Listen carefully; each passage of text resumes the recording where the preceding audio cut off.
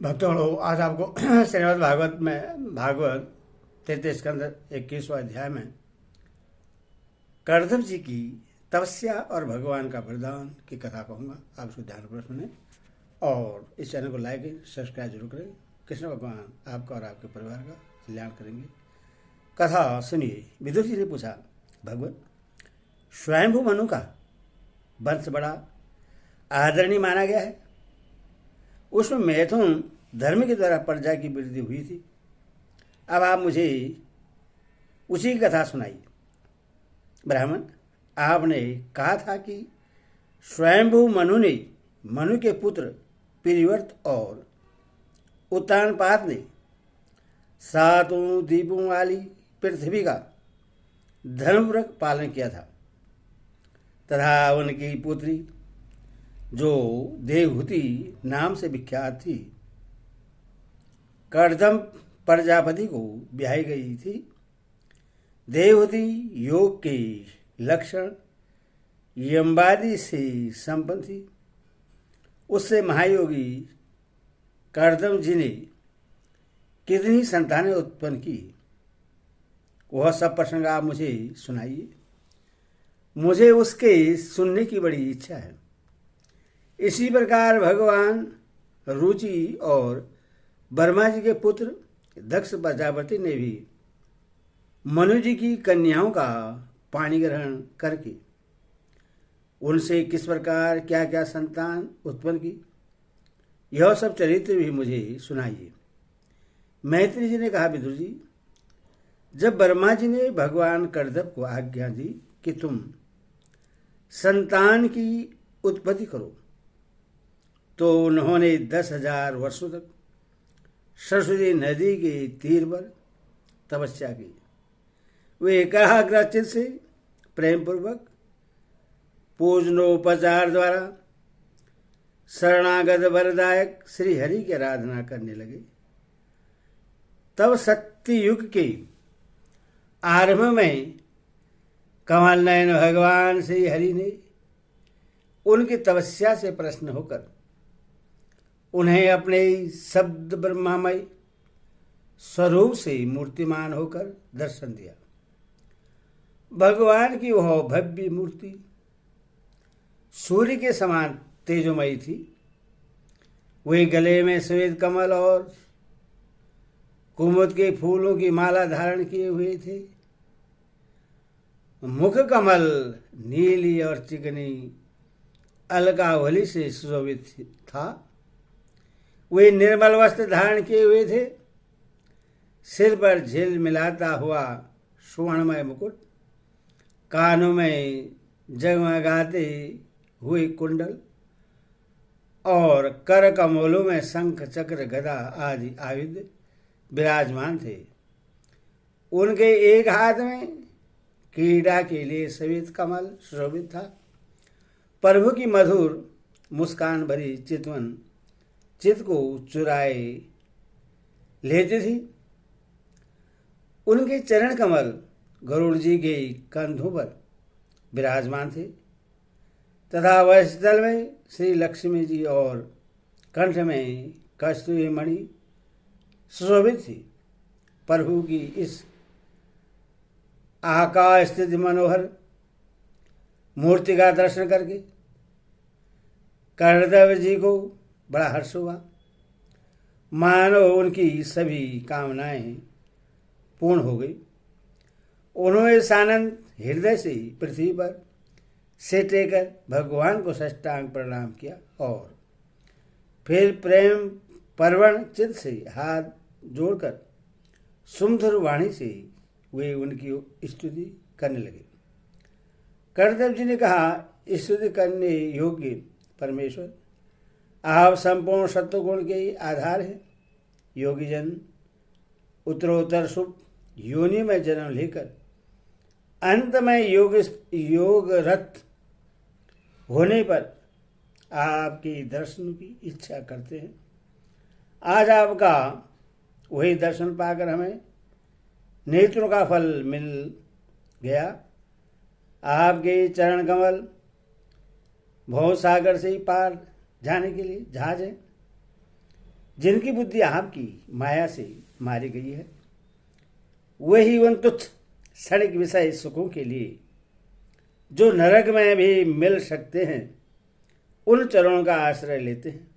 किंतु स्वामिन, आप तो उन्हें वे विषय भोग भी दे देते हैं। प्रभु, आप कल वृक्ष हैं, आपके चरण समस्त मनोरथ को पूर्ण करने वाले हैं।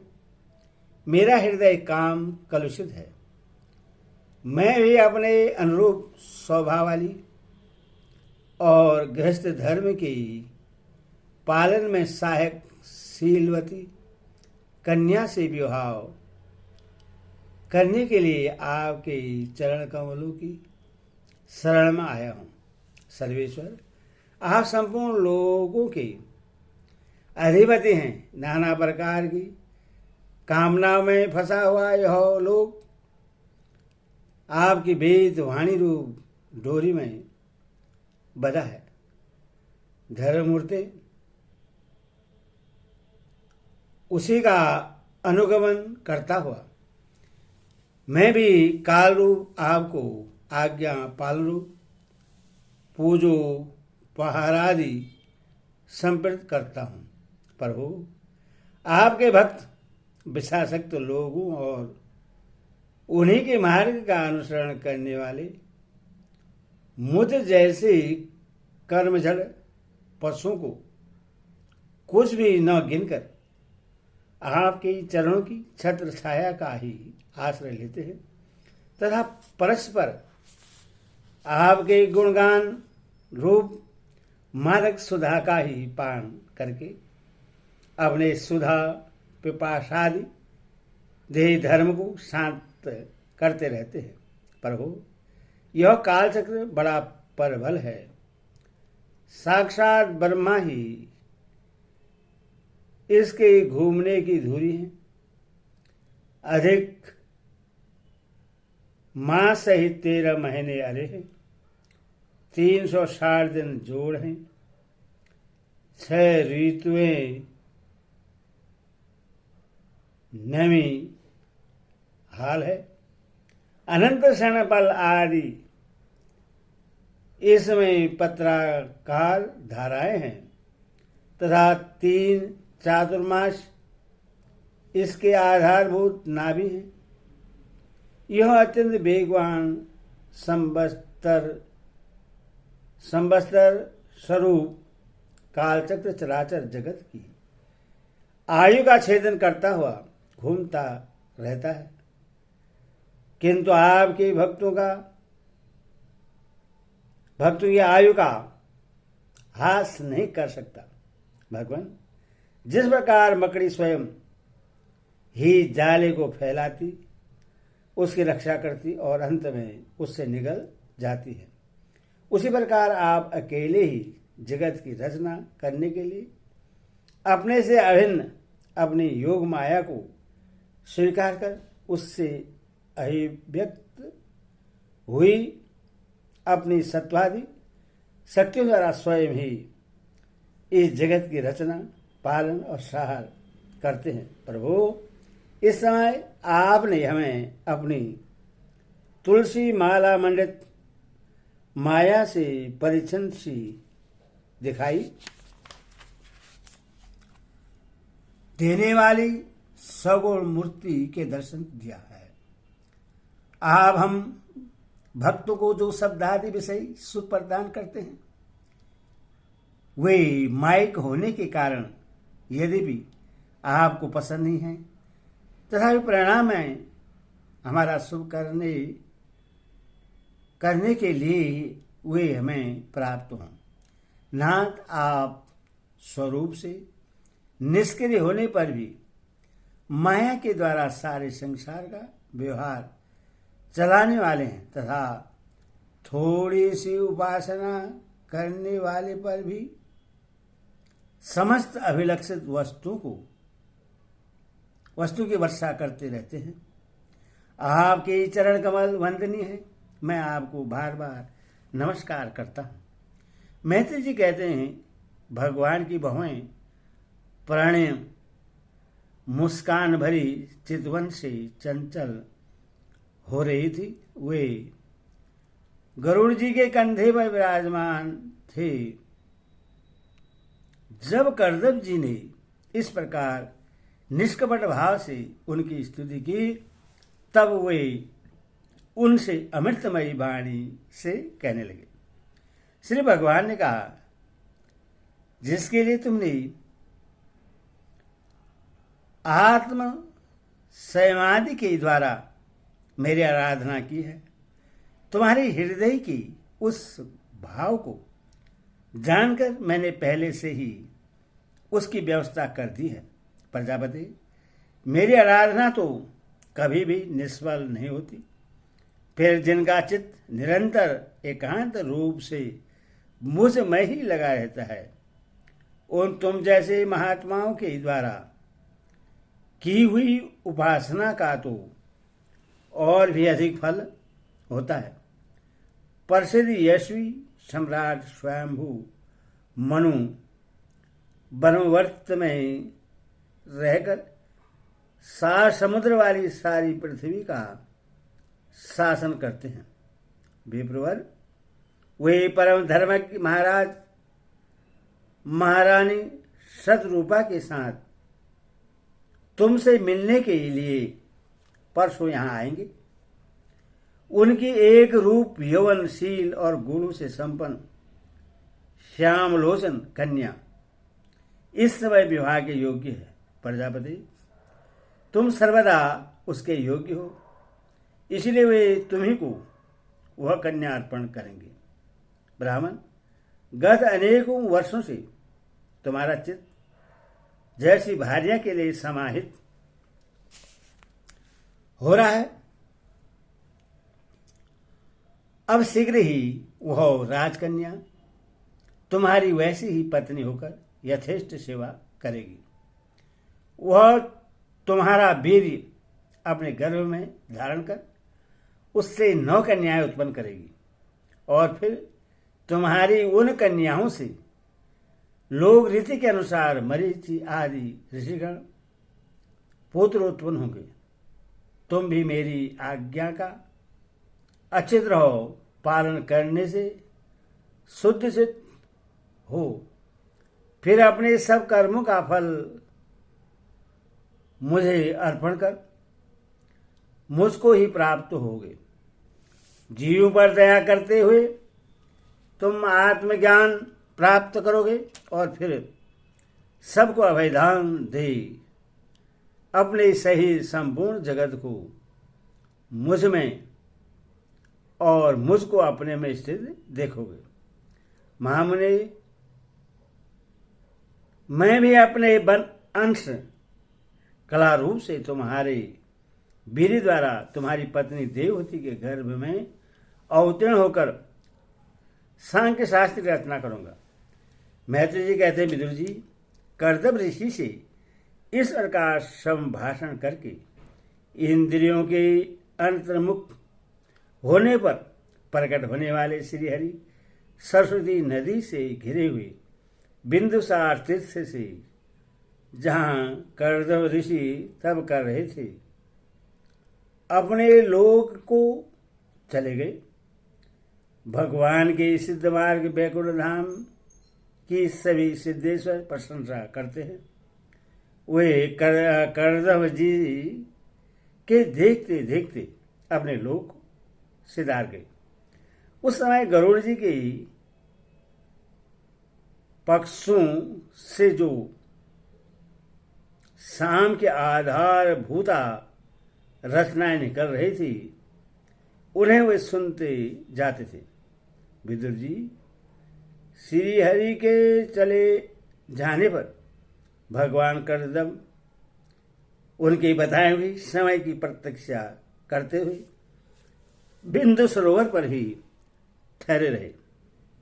बीरबल, इधर मनु जी भी महारानी शतरूपा के साथ सुवर्ण जटित रथ पर सवार होकर तथा उस पर अपनी कन्या को भी बैठाकर पृथ्वी पर विचरते हुए जो दिन भगवान ने बताया था, उसी दिन शांतिपरायण महर्षि कर्दव के उस आश्रम पर पहुंचे। सरस्वती के जल से भरा हुआ वह बिंदु सरोवर वह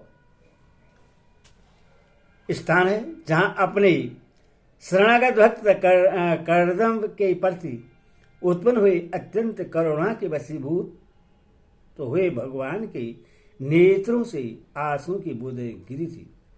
यह तीर्थ बड़ा पवित्र है। इसका जल कल्याणमयी और अमृत के समान मधुर है। तथापि महर्षिगण सदा इसका सेवन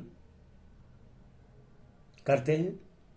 उस समय बिंदु सरोवर पवित्र वृक्ष लताओं से घिरा हुआ था, जिनमें तरह तरह की बोलने वाले पवित्र मृग और पक्षी रहते थे। वह स्थान सभी ऋतुओं के फल और फूलों से संपन्न था और सुंदर वन श्रेणी भी उसकी शोभा बढ़ाती थी। वहां झुंड के झुंड मत वाले पक्षी चहक रहे थे, मत वाले भौरे मंडरा रहे थे। उन्मत्त मयूर अपने पिच्छ फैलाकर नट की भांति नृत्य कर रहे थे और मत वाले कोकिल कुहू कुहू करके मानो एक दूसरे को बुला रहे थे। जब आश्रम कंदप, चंपक, अशोक, करज, बकुल, असन, कुंद, मंदार, कुंज, कुटज और नए नए आम के वृक्षों से अलंकृत था, वहां जलकाग, बतख आदि जल पर तैरने वाले पक्षी, हंस, क्रूर, जल मुर्ग, सारस, चकवा और चकोर मधुर स्वर से कलरव कर रहे थे। हिरण, सुअर, स्याही, नीलगाय, हाथी, लंगूर, सिंह, बानर, नेवले और कस्तूरी मृग आदि पशुओं से भी वह आश्रम घिरा हुआ था। आदिराज महाराज मनु ने उस उत्तम तीर्थ में कन्या के सहित पहुंचकर देखा कि मुनिवर कर्दप अग्निहोत्र से निवृत्त होकर बैठे हैं। बहुत दिनों तक उग्र तपस्या करने के कारण वे शरीर से बड़े तेजस्वी दिख पड़ते हैं तथा भगवान के स्नेहपूर्ण चितवंत के दर्शन और उनके उच्चारण किए हुए कर्ण मृत रूप सुमधुर वचनों को सुनने से इतने दिनों तक तपस्या करने पर भी वे विशेष दुर्बल नहीं जान पड़ते थे। उनका शरीर लंबा था, नेत्र कमल दल के समान विशाल और मनोहर थे। सिर पर जटाएं सुशोभित थी और कमर में चीर वस्त्र था। वे निकट से देखने पर बिना शान पर चढ़ी हुई बहुमूल्य मणि के समान मलिन जान पड़ते थे। महाराज स्वयंभू मनु को अपनी कोठी में आकर प्रणाम करते देख उन्होंने उन्हें आशीर्वाद से प्रश्न किया और यथोचित आतिथ्य की रीति से उनका स्वागत सत्कार किया। जब मनु जी उनकी पूजा ग्रहण कर स्वयं स्वस्थ चित्त से आसन में बैठ गए, तब मुनिवर कर्दभ ने भगवान की आज्ञा का स्मरण कर उन्हें मधुर वाणी से प्रश्न करते हुए इस प्रकार कहा। देव, आप भगवान विष्णु की पालन शक्ति रूप हैं, इसीलिए आपका घूमना फिरना निसंदेह सज्जनों की रक्षा और दुष्टों के सहार के लिए ही होता है। आप साक्षात विशुद्ध विष्णु स्वरूप हैं तथा भिन्न भिन्न कार्यों के लिए सूर्य, इंद्र, अग्नि, इंद्र, वायु, यम, धर्म और वरुण आदि सब आदि रूप धारण करते हैं। आपको नमस्कार है। आप मणियों से जड़े हुए जयदायक रथ पर सवार हो अपने प्रचंड धनुष की टंकार करते हुए उस रथ की घर घराट से ही पापियों को भयभीत कर देते हैं और अपनी सेना के चरणों से रोदे हुए भूमंडल को कपाते अपनी उस विशाल सेना को साथ लेकर पृथ्वी पर सूर्य के समान विचरते हैं। यदि आप ऐसा न करें तो चोर डाकू भगवान की बनाई हुई वर्ण श्रम धर्म की मर्यादा को तत्काल नष्ट कर दे तथा विषय लोलुप निर्कुश मानव द्वारा सर्वस्त्र अधर्म फैल जाए। यदि आप संसार की ओर से निश्चित हो जाएं तो यह लोग दुराचारियों के पंजे में पड़कर नष्ट हो जाए। तो भी बीरबल, मैं आपसे पूछता हूं कि इस समय यहाँ आपका आगमन किस प्रयोजन से हुआ है? मेरे जो आज्ञा होगी उससे मैं निष्कपट भाव से स्वीकार करूंगा। हरि ओम तत्सद, हरि ओम तत्सद।